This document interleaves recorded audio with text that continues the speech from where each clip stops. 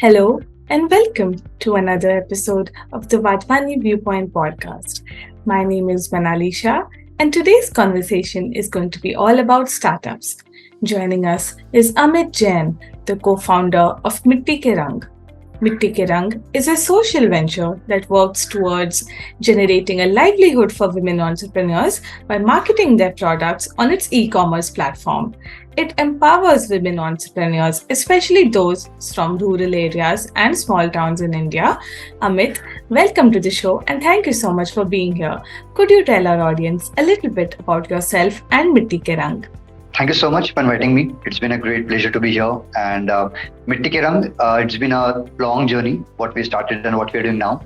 But what we do now is like an e-commerce platform for women entrepreneurs. And we onboard them, we market the products on the mainly B2C segment. And that's how we've been growing day by day. Okay, great. Let's dive light into the questions. I can't wait to hear all about your journey. So let's begin with talking about business plans. How did you go about putting together a business plan for a marketplace such as Mitti Ke Rang? What are the factors that you kept in mind? I think, what we do now is the amalgamation of all the things which we have been doing from years, because we started Mitti Ke Rang in 2013 with a small initiative of collection of clothes, donation of books and everything. Over the years, we just kept doing a couple of social work. And then when I left my job in 2019 from the Bank of New York, I thought it's time to start something entrepreneurship for the women entrepreneurs. Wherein the idea struck in with my co-founder, Mr. Saket Deshmukh. And in the initial days, we used to sell tea light candles near Diwali and all. After that, COVID happened. And then when I was backpacking across India, we met a lot of women entrepreneurs. The common problem that they want to do business, but platform is the biggest challenge. We thought we already have women from Pune. Let's open it for entire India. Wherein the idea came in and we started onboarding a lot of women entrepreneurs from different category of products. And that's how the entire, you could say, the e-commerce came into existence. And we properly started running from the 5th of April 2021. So that was a long journey of 8 years. Okay. And while you decided to leave your full-time job and focus on this, how did you go about planning and charting out the business model? Right. So in the initial days, it was all that the profit which we used to earn through the business, we used to give back to the women entrepreneurs and keep something for the technological part and all. But later on, we started going exactly into the model of e-commerce, wherein we're going to be charging a percentage of commission to all the women entrepreneurs only on the products which we are selling and not on onboarding or any other factor to start with. And that's how we started onboarding a lot of women entrepreneurs. I think the biggest positive side for us was we had a very small team, which means our expense was very low, due to which we were able to onboard a lot of entrepreneurs with zero cost. And along with that, when we started marketing it, because apart from the tech part, you need a lot of money on the advertising. But luckily, we had a great network over the period of years, because we have a great distribution. Again, our cost was zero. So again, we entirely relied on commission part from the product sold. And that's how the marketing, or you could say the financial part, started working out. We started getting good orders for the entrepreneurs. The entrepreneurs started shipping from their own home. So here again, we saved cost in going into the warehousing system, because if you keep a warehouse, then you have to pay a lot of money. So again, here we save money, and we made more profit for women entrepreneurs and kept the lean very team. So that's how the business model started from there to here. Okay, great. And how do you ensure that a venture like Mitti Ke Rang stands out from all the other marketplaces that are out there? Today, there's shopping option on social media platforms as well. So how do you ensure that? Right. Even we used to think, how we would be doing this, because there are so many players out in the market. But I think one thing which really stood out for us, the biggest part, was distribution, because we had our own data of network with us on WhatsApp, on LinkedIn, on social media, which really helped us to reach out to more people in a very less time. And adding to that, we had a trust within the consumers, within the people who know us from 7 to 8 years. So that trust, that network, and that 8 years consistency, when we launched the product, people started buying it. And once they bought it, then because our customer service was very good, we gave 100% refundable policy. So it kept increasing. And that's how the challenge that, okay, they are placed out in the market, that really didn't affect us a lot. Okay, great. A couple of things that you mentioned right now about partnership and distribution that has really stood out to me. So we will dive a little more into that in the later questions. But for now, you mentioned about 100% refund. And I believe that you don't enforce a particular kind of quality check on the products, and you do have the option of 100% refund. Even considering that, do you not think it as a risky move? Yeah, I think probably because we have this. So what happens in e-commerce? I think the biggest factor why people don't shop online is the trust. Oh my God, my money will not be in a good use. They will not give my money back or not to product back. So we started doing this. My co-founder idea was this: okay, let's start this pop-up that 100% refundable, no question asked, because that gives consumers a sense of trust. Yeah, the money is in the right hand. If I don't like the product, they will return it back to me. So with that thought, we started it, and very honestly, because again, I'll repeat the same things: trust, consistency, and data. All things went into place pretty well, and people started using the products, and they started liking it, and then we got more and more orders. So people who didn't had a trust, after seeing the pop-up, they got the product, and with the service which we gave it to them, it went a long way. And also in our history, in Mitti Ke Rang, I tell to everybody, the more fed up customers with Mitti Ke Rang are the people who buy more from us. Because once they buy, because there might be a delay in logistics, shipment, or quality, because the service which we get, which we give it to the consumers, it really gives them the power, the motivation ki, yeah, they can trust us and they can give back the order to us once again. Right. And while putting together the business plan and planning your financial projections, did you account for a particular percentage of orders that might, be asked for a refund, or that might not work out? They may not accept the order, things like that. How did you factor that in? Right. So from the day one, we didn't entertain, or we didn't had a policy of COD. So that saved a lot of logistic and communication channel. Second, we are entirely into prepaid. So we get the money first, then the customer get the order.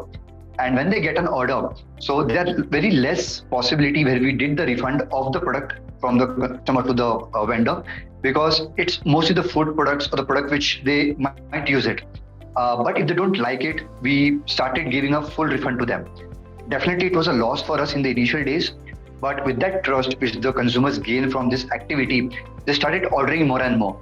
So a lot of people, or even we, were hesitant to do this, keeping in mind that the loss would be very high. But when we actually did that, the loss was very low. And because of the repeat customers, because there's a big saying in the e-commerce market that what is your CAC? Like what's the cost of acquiring customer? For every brand, it's very high. For us, it was so low because we already had a great distribution. And then repeat orders plays a very important role. No matter you acquire lakhs of customers, but if they don't do retention of customers or orders, you won't grow. For us, it was so big that the small loss didn't pile up and the profit started piling up. Okay, that's great. And you mentioned that you made a choice to not go for the COD option or the cash on delivery options. So can you point out the pros and cons of incorporating such an option? Right. COD. Why do people opt for COD, cash on delivery? Because they don't trust. Because they don't know if the money will be utilized or they will get the product. Because the people on Amazon will hardly go for COD because we trust them that our product will be with us no matter what. So that's why what we did. So there's a very smart way. I think it might help a lot of e-commerce platforms. Abandoned checkout. Like what we had a practice from day one. Apart from the orders, we also kept a tab on checking abandoned orders. What does that mean? The checkouts which people have not done, like the proper checkout, it's in the abandoned cart. We used to reach out to customers. You won't believe, example, in a month, if we get 100 abandoned, we were able to convert 90 plus checkouts in doing a prepaid order. So when we reach out to them, hey, we have a order in an abandoned cart, 90% people came out to us, hey, is COD available? We weren't sure if our money is safe. But when they spoke to us, when we had a call with them, WhatsApp, and when you communicate, trust aa jata hai. You get a trust. And once you do that, the customer went onto the link, they just ordered. So that's why we didn't do the COD and we converted all the COD to the prepaid orders. Okay, great. And let's talk about the range of products that are available on Mitti Ke Rang right now. Could you tell us a little bit about that?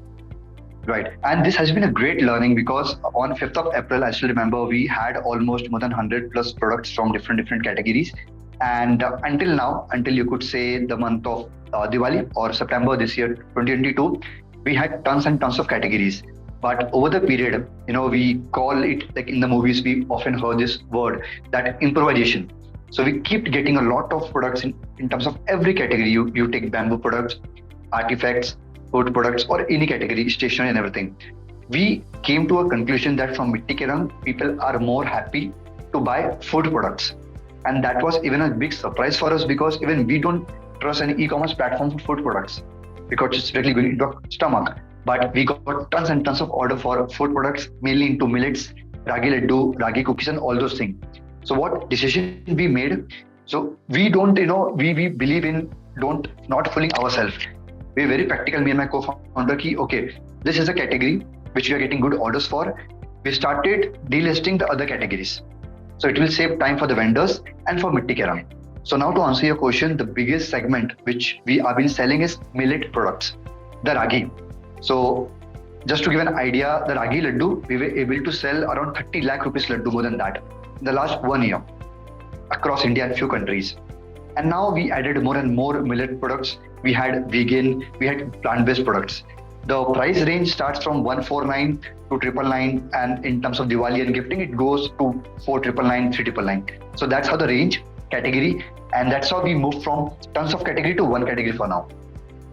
Okay. And how did you go about recalibrating the business plan? Because when you take out a ton of products and focus on one particular category, everything pretty much changes. How did you handle that process? Right. So for me, it was very difficult, even for the team, to tell vendors ki, hey, from today we won't be able to list your product.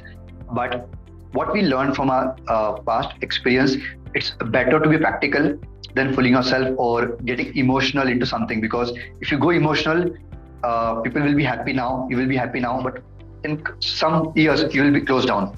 So it's always good what we realize ourselves. Let's not fool ourselves. Let's go practical. Ki, this is happening. This is not happening. End of story. And that's how we made the changes. And now we are into that zone ki, okay, if we have to keep improvising day in and day out, we will keep doing that. Because if we want to sustain and we have to do this long run, we have to take this hard call. Otherwise, you will just die down. Okay. You've mentioned partnerships a lot. You mentioned distribution networks. So let's focus a little bit on that. I believe that Mitti Ke Rang partners with about 150 women as of right now.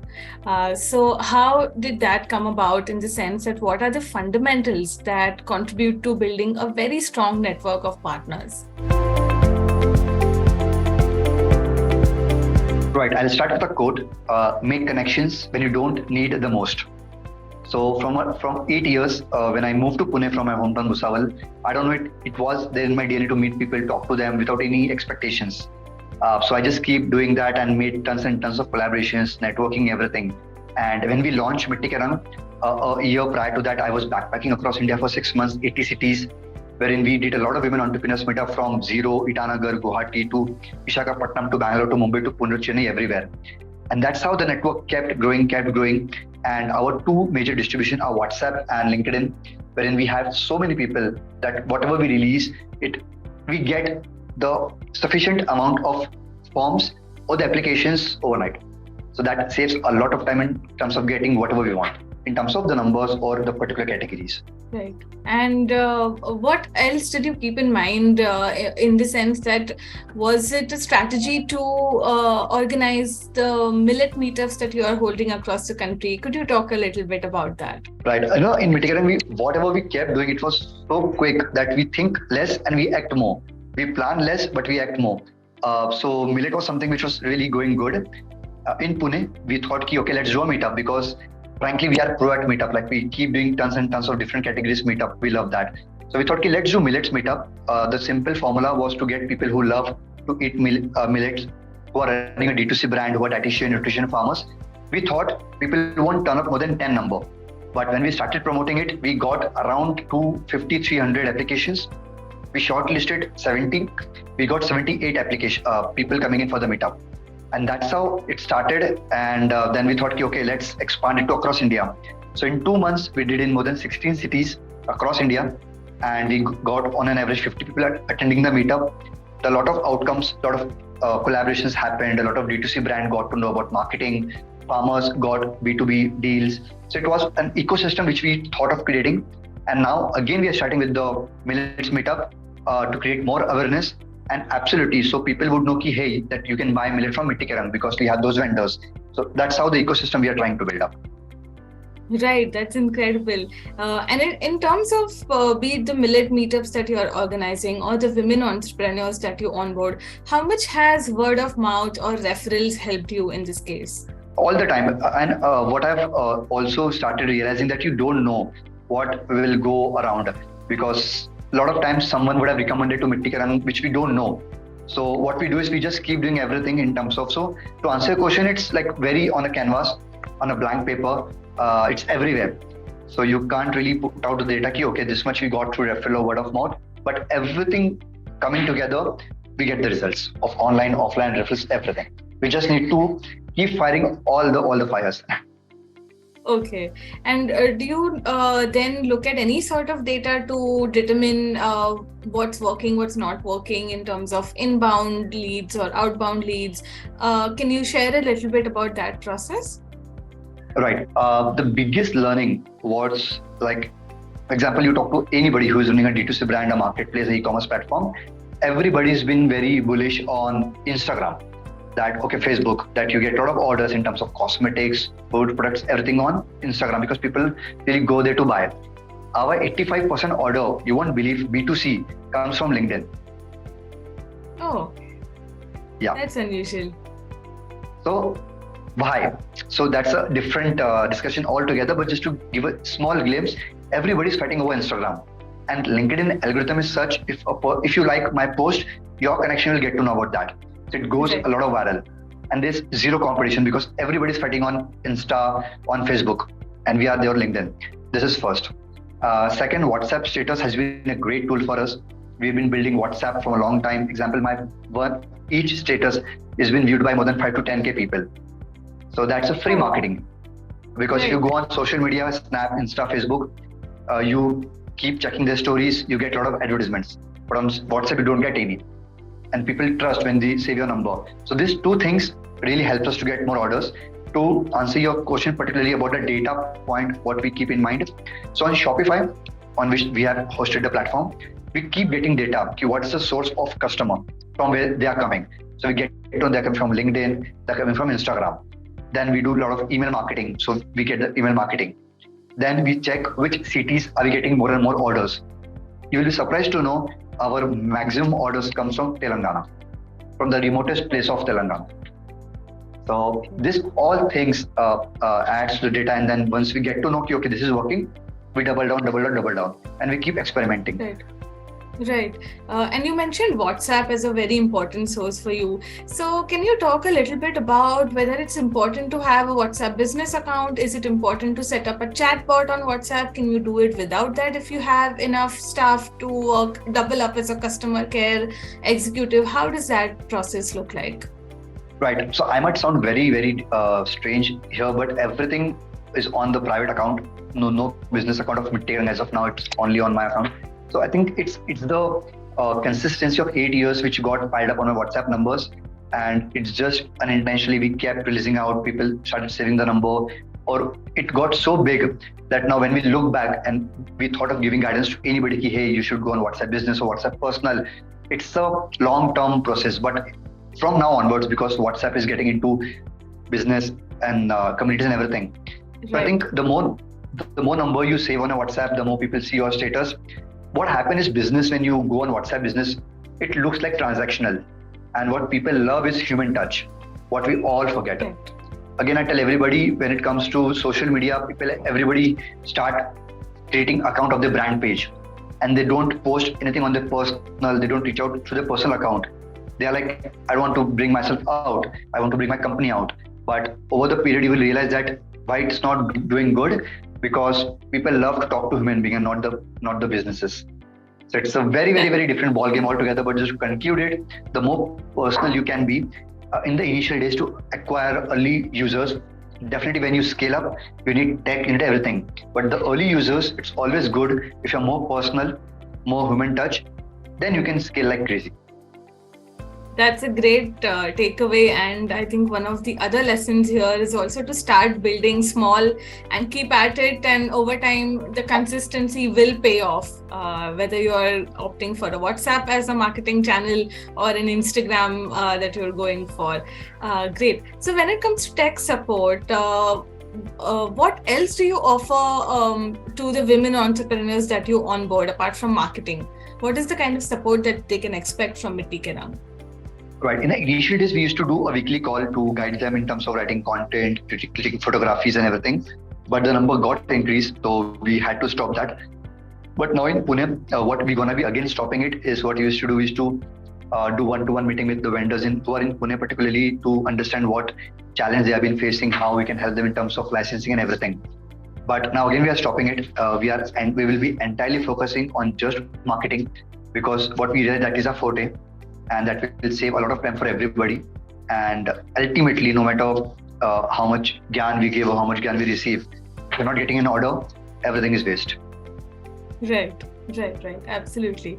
It's interesting that you mentioned marketing, because I was just going to ask you a question about marketing. Is there a difference between how consumers view a regular brand as opposed to a social venture when they are making their purchase decisions? We spoke to customers, like out of 10K, 15K, 5K, for example, we spoke to a lot of customers. They didn't know we are a social venture. Okay. They ordered because they wanted this product. They ordered because they found the photos very good. They ordered because they wanted to eat millet. They ordered because they found the photo of aloe vera gel very good. They ordered because they wanted to give someone something on Holi. We think, a lot of people tell me, Amit, you have been growing great because you're a social venture, you are this. But I'm like, no, boss. Even we used to think that is the plus point, because people would be very happy to support a social cause. But what we realize also, because we don't work as a social, we don't sell charity, we don't sell garibi. We run like a proper startup. Ki, hey, this is it. If you don't like it, we will return it. So there's no sahanubhuti involved. And if you see all our content, we don't use the charity or the garibi wala party when it comes to selling products for the women entrepreneurs. So that really speaks out for the product itself. But to answer your question, it's very, very, very less the people who know Mitti Ke Rang. But again, because we keep changing a lot of times all our models, so people really get confused what we exactly do. But yeah, no matter whether a social venture or you are a proper company, if you don't have a distribution system, if you're not consistent, those are the things. And are there any challenges that are unique to running a social venture? And if so, how did you overcome those? We'd love to hear about that.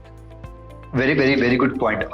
So the biggest challenge is when we onboarded products of women entrepreneurs, so a lot of times the content was a big challenge, the photography was a big challenge, the shipment was a big challenge, because example from Wadhwani, Himachal, if they are shipping a product to Delhi or to Pune, Mumbai, it takes a lot of time. Now, because of Amazon, people want, or Zapto, people want very quick. And our vendors, if we get an order, they take at least 10 days to get into the hands of consumers, which people are not used to it. And we even cannot guide, or we guided a lot of NGOs, SHG groups, or even entrepreneurs in particular, ki, hey, you can improve that. But being a social, we had a lot of challenges, ki, how we can tell them, ki, no, this is it. If you don't do this, we will cancel your order. Now we are getting into that zone of being very strict, because we realize if you're not strict, definitely vendors will tell bad about us, that they are doing this. But if we don't do that, we will close down. Lots of times what happens, if we are charging 80% commission, in that also we face loss. Because if your shipment, if out of 10, if one product is been refunded, we have to refund, the entire profits go into WEN. We cannot tell vendor, hey, we will be charging you this. Again, a lot of times, because the vendor is not equipped with shipment of the box and everything, the products get like product toot jata hai wo. So it gets broke. Yeah. So again, we had to take a reliance of that. So a lot of challenges we face in terms of communicating with the vendors, hey, you have to improve this. We cannot be, so to sum up your question, we cannot be strict with the vendors. That was the biggest challenge which we faced, being a social venture. So now, with proper honesty, we have been ignoring that fact. We have to be strict. If you're not strict, even they will not grow, and even we will not grow, and will not able to help more and more women entrepreneurs. So we have to bring that strictness into the entire picture. That's how the system will work from now on. And with that, we come to an end of this episode of the Wadhwani Viewpoint with Amit Jain, the co-founder of Mitti Ke Rang. We've spoken about partnership and distribution networks, marketing, the challenges that come with running a social venture, and a whole lot more. I hope you've enjoyed listening to this one. My name is Manali Shah, and I'll see you in the next episode.